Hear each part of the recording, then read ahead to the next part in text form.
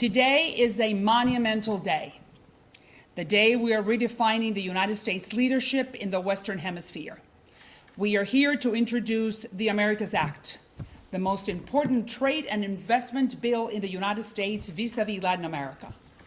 Simply put, this bill will provide the tools to bring manufacturing jobs back to the United States, expand our partnership in Latin America, and counter the threat of China and what that threat represents to the hemisphere. The two major events that occurred in the past decades is that America, our factories, went to China, and the Chinese replaced the United States as the top business partner in Latin America. In the last 25 years, Chinese trade in Latin America increased 3,000%. 3,000%. And today, because of that, today they're the #1 trading partner in South America. The #1, not the United States, but China. By 2035, Chinese trade in Latin America is projected to exceed $700 billion. And we consider that this is not just economic penetration, this is an ideological campaign. China is providing oxygen to prop up countries like Cuba, Venezuela, and Nicaragua. Today, more than 20 Latin American countries have signed onto the China's Belt and Road Initiative, which is the name that the Chinese have given to their strategy to penetrate and conquer the hemisphere. And how are they doing it? Well, they're competing with American companies to control the key ports, the railroads, the airports, the dams, critical minerals, and many more sectors that are key. And you know what? They are winning. The Chinese are winning this fight. That is why we are here today introducing the Americas Act, because the United States is ready to fight back. We have to provide American companies a way out of China and make it feasible, economically speaking, for them to come back home. The Americas Act will give $60 billion in loans and $10 billion in tax incentives to start with to help those American companies to come back to this hemisphere. And the good news is it will not cost the taxpayers, the American taxpayers, one penny. This legislation is fully paid for by closing the tariff loopholes that China has used to enrich itself for the last 30 years.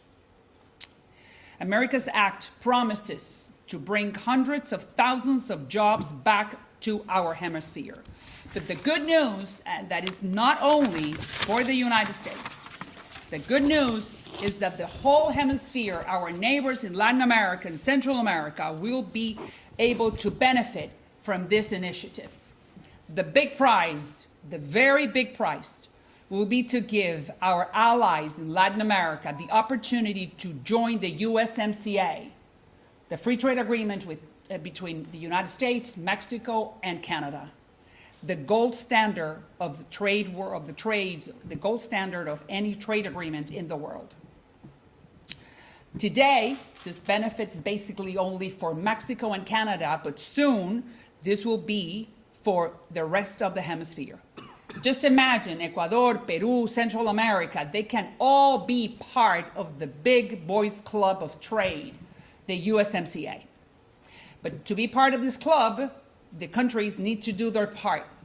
Reduce corruption, follow the rule of law, support democracy, respect human rights.